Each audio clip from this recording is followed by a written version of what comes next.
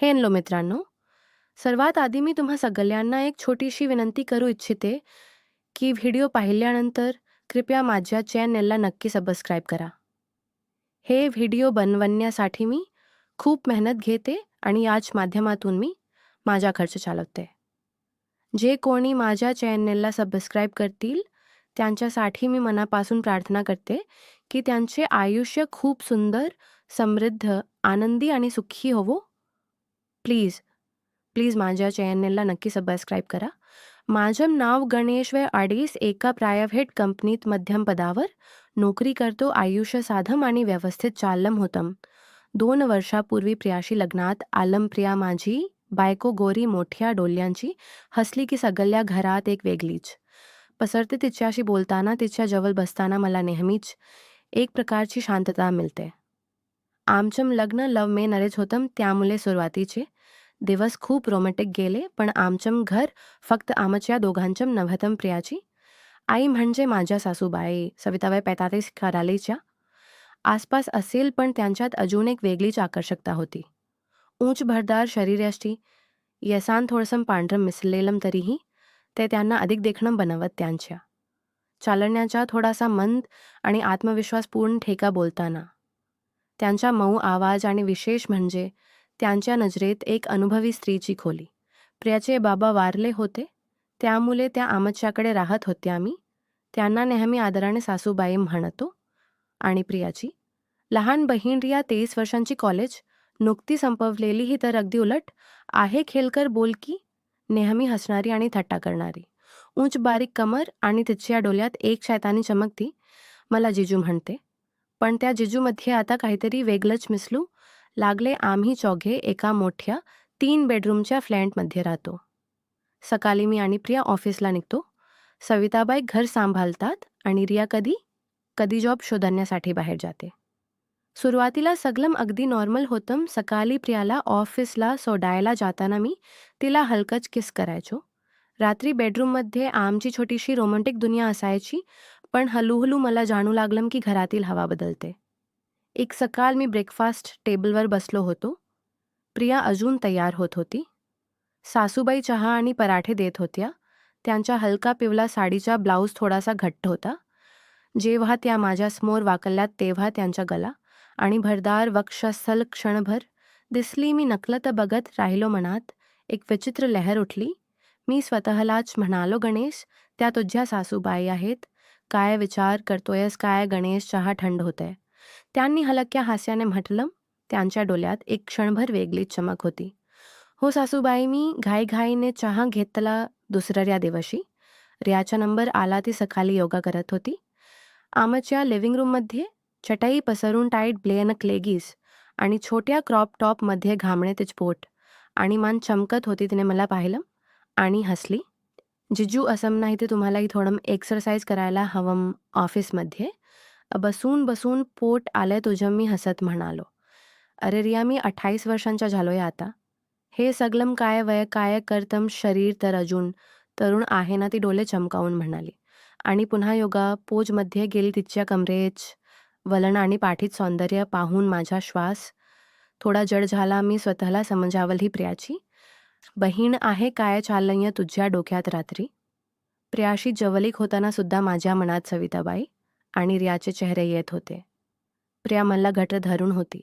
अजय, काय झालंय तुला? इतका वेगळा वाटतोयस? काही नाही प्रिया, फक्त थकलोय. मी तिच्या किसांत हात फिरवत म्हणालो, पण मनात अपराधी भावना होती. एक रात्री मी ऑफिसच्या लॅपटॉपवर रिपोर्ट पूर्ण करत बसलो होतो. रात्रीचे 11 वाजले होते. प्रिया झोपली होती. अचानक सविताबाई किचनकडे गेल्या. त्यांच्या हलकी नाईटी गाऊन, फुले केस आणि मंद प्रकाशात त्यांचं शरीर अधिक आकर्षक दिसत होतं. अजून काम करतोयस गणेश? त्यांनी माझ्या शेजारी येऊन विचारलं. हो सासबाई, उद्या महत्त्वाचं प्रेझेंटेशन आहे. त्यांनी माझ्या खांद्यावर हात ठेवला. त्या स्पर्शात एकू होती, तू खूप मेहनत करतोस प्रिया, खूप भाग्यवान आहे. त्यांचा आवाज इतका मऊ आणि भावनिक होता की मला बरं वाटलं. मी त्यांच्याकडे पाहिलं. त्यांच्या डोळ्यात कसली तरी ओढ होती. मी काही बोललो नाही. त्यांनी चहा बनवून आणला आणि माझ्या शेजारी बसल्या. आम्ही थोडं बोललो. घरकाम प्रिया, पण बोलणं जसं जसं खोल जात होतं तसं मला त्यांच्या शरीराची, त्यांच्या अनुभवाची जाणीव होत होती. त्या रात्री बेडरूममध्ये असताना मी डोळे मिटले आणि सविता बाईंचा स्पर्श आठवत होतो. मनात एक द्वंद्व सुरू झाला, ही भावना चुकीची आहे, पण एवढी घोड का वाटते? दुसऱ्या दिवशी रियाने संधी साधली. संध्याकाळी प्रिया अजून ऑफिसमधून आली नव्हती. रिया माझ्या रूममध्ये आली. जिजू, माझ्या फोनमध्ये एक समस्या आहे, बघून देना. ती माझ्या शेजारी बसली, तिचा हात हाताला लागला. तिची मान, तिचे ओठ, तिच्या हसण्याची शैली सगळं आकर्षित करत होतं. जिजू, तू खूप छान आहेस. प्रिया दीदी खूप लकी आहे, ती हलक्या आवाजात म्हणाली. मी हसलो, पण मनात धडधड सुरू झाली. हे हळूहळू आकर्षण वाढत चाललं होतं. छोटे छोटे स्पर्श, दीर्घ नाजरा, अनावश्यक संवाद. मी स्वतःला रोखण्याचा प्रयत्न करत होतो, पण प्रत्येक दिवसाबरोबर ते कठीण होत चाललं होतं. प्रिया 3 दिवसांसाठी माहेरी गेली होती. तिची आजी आजारी होती, म्हणून ती घाईघाईने निघाली. स्टेशनवर सोडायला जाण्यापूर्वी तिने मला घट्ट मिठ्या मारली. घर सांभाळा सासूबाई आणि रियाची काळजी घे. मी तिच्या कापावर किस करत म्हणालो, जाऊन ये लवकर, मी आहे ना. पण मनात एक विचित्र उत्तेजना होती. 3 दिवस फक्त मी, सविताबाई आणि रिया. प्रिया घरात परत आल्यावर एकदम शांत वाटलं. सविताबाई संभा घरात होत्या. मी आत गेलो तेव्हा त्यांनी माझ्याकडे पाहून हलकसं हसल्या. प्रिया गेली आता, तुला कोण चहा करणार? त्यांच्या आवाजात एक वेगळाच खेळपणा होता. सासूबाई, तुम्हीच करा ना, मी हसत म्हणालो. त्या रात्री आम्ही तिघे डिनर करत होतो. रिया माझ्या शेजारी बसली होती. तिचा हात अनावधाने माझ्या मांडीला लागला. मी काही बोललो नाही. जेवण झाल्यावर आम्ही लिव्हिंग रूममध्ये टीव्ही बघायला बसलो. लाईट्स बंद केल्या होत्या. प्रियाने माझ्या डाव्या बाजूला बसून माझ्या हातात हात घातला. मी थोडा दचकलो, पण काढला नाही. सविताबाई उजवीकडे बसल्या. फिल्म रोमॅन्टिक होती. एखाद्या सीनमध्ये प्रेमी जोडी एकमेकांना मिठी मारत होती. सविताबाईंनी हलक्या आवाजात म्हटलं, प्रिया नसताना घर कसं रिकाम वाटतंय. मी मान डोलावली. हो, पण तुम्ही दोघी आहात ना? रिया माझ्या कानाजवळ गुजली. जिजू, आम्ही आहोत का की तुझ्या मनात? आहोत. त्या शब्दांनी माझं शरीर तापलं. मी त्यांच्याकडे वळालो. रियाच्या डोळ्यात धाडस होतं, सविताबाईच्या डोळ्यात लाज आणि ओढ दोन्हीही. सविताबाईंनी माझ्या दुसऱ्या हातावर आपला मोहात ठेवला. गणेश, आम्हाला तुझी गरज आहे. खूप दिवस झाले, एकटपण सहन होत नाही. माझ्या मनात प्रियाचा चेहरा आला, पण त्या क्षणी सविताबाई माझ्या दिशेने वळाले. त्यांचे ओठ माझ्या ओठांवर आले. ते किस अतिशय मऊ, अनुभवी आणि भावनिक होतं, जणू वर्षानुवर्षांची तहान भागवत होतं. रिया माझ्या मानेवर, कानावर हलकी किस करत होती. तिचा हात माझ्या छातीवर फिरत होता. मी थरथरत होतो. सासूबाई, रिया हे काय? सविताबाईंनी माझ्या गालावर हात फिरवत म्हटलं, काही बोलू नको गणेश, आज फक्त जे मनात आहे ते होऊन दे. आम्ही तिघे एक होतो. त्या रात्री आम्ही माझ्या बेडरूममध्ये गेलो. सविताबाईंनी मला हळूहळू सांभाळलं, ज्यात स्त्रीत्वही भरपूर होतं. प्रिया उत्साही खेळकर होती. ती मला हसवत होती, चुणूक देत होती. आम्ही पहिल्यांदा खूप हळूहळू एकत्र आलो. प्रत्येक स्पर्शात भावना होती, प्रत्येक किसमध्ये ओढ होती. मी सविताबाईंना घट्ट धरून होतो. सासूबाई, मला खूप अपराधी वाटते. त्यांनी माझ्या केसात हात फिरवत म्हटलं, अपराधी काय वाटावं? मी स्वतःहून आले आहे. तुला पाहून माझ्या शरीरात नवीन दाग आली आहे. गणेश तर याने माझ्या कानात सांगितलं, जिजू, मी दीदीपेक्षा जास्त तुझ्यावर प्रेम करते.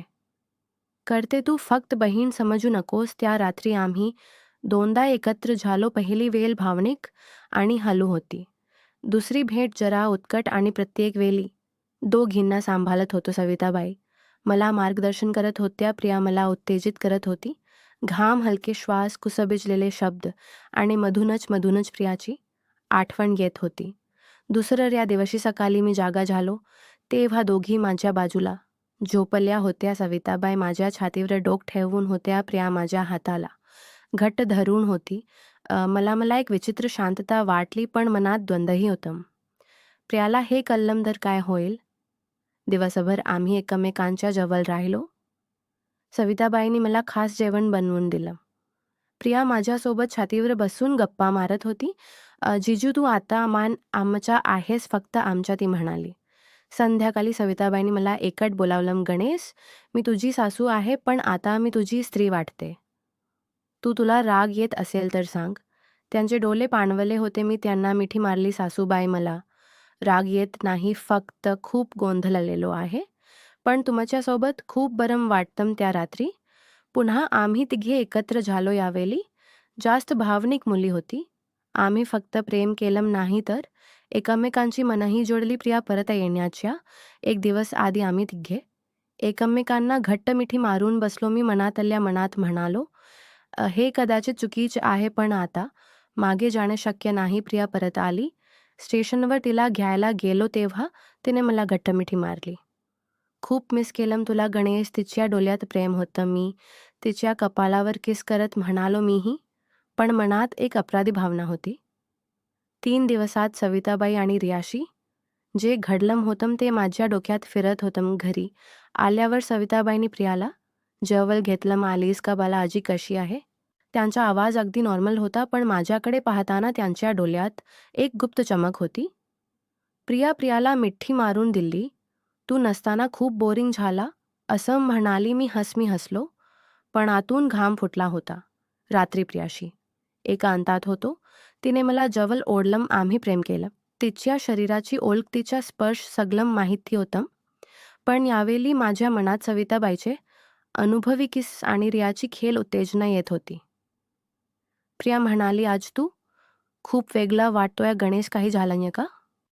"काही नाही प्रिया, फक्त कामाचा ताण आहे." मी खोटं बोललो आणि तिला अधिक घट्ट धरलं. पण मनात द्वंद्व सुरू झालं. मी प्रियावर खरोखर प्रेम करतो, तरीही त्या दोघींना सोडू शकत नाही.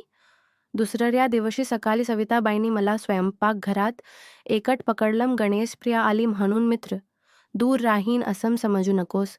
मला तुझी गरज नाही." त्यांनी माझा हात धरला आणि छातीवर ठेवला. त्यांचे हृदय अगदी धडधडत होत. मी घाबरलो. "सासूबाई, प्रिया घरी आहे." तरीही मी त्यांना हलक एक किस केलं. त्यांचे ओठ माझ्या ओठांवर थरथरले. तर याने दुपारी संधी साधली आणि छतावर बोलायला नेलं. "जिजू, दीदी आली तरी मी तुझीच आहे." रात्री मला एकदा भेट, तिच्या डोळ्यात आग्रह होता. रियाला हे धोक्याच आहे म्हणलो तरी संध्याकाळी ती माझ्या रूममध्ये आली. आम्ही फक्त 10 मिनिट एकत्र होतो. जलद, उत्कट आणि चोरट्या प्रेमाने तिने माझ्या कानात उचललं, "तुझ्याशिवाय मला काहीच नको." प्रियाला हळूहळू शंका येऊ लागली. एकदा तिने पाहिलं की सविताबाई माझ्या खांद्यावर हात ठेवून हसत होत्या. दुसऱ्या दिवशी रियाने माझ्या गालावर हलकस थोपटलं. रात्री प्रियाने विचारलं, "तू सासूबाई आणि रियाशी इतका कुलज का झाला आहेस? मला काहीतरी वेगळं वाटतंय." मी तिला जवळ घेतलं. "रिया, तू माझी बायको आहे सर्वात महत्त्वाची, पण सविताबाई एकटी आहेत, रिया तरुण आहे, त्यांना थोडं प्रेम हवं असतं." रिया शांत बसली. तिच्या डोळ्यात राग, दुःख आणि एक विचित्र आश्चर्य होतं. ती रात्र खूप भावनिक होती. प्रियाशी बोलताना मी प्रामाणिक झालो. "मला तुम्हा सगळ्यांवर प्रेम करावं वाटतं. हे कदाचित चुकीचं आहे, पण कंट्रोल होत नाहीये." प्रिया रडली. "तू माझ्या शिकण्याने पण त्यांना दूर करू शकत नाहीस." मी काही बोललो नाही, फक्त मिठी मारली. दुसऱ्या दिवशी सविताबाईंनी प्रियाशी एका हातात बोललं. काय बोलल्या माहीत नाही, पण संध्याकाळी प्रियाचा चेहरा बदलला होता. ती मला म्हणाली, "विचार करते, पण तू आम्हाला सोडणार नाहीस." मी तिच्या हातात हात घातला.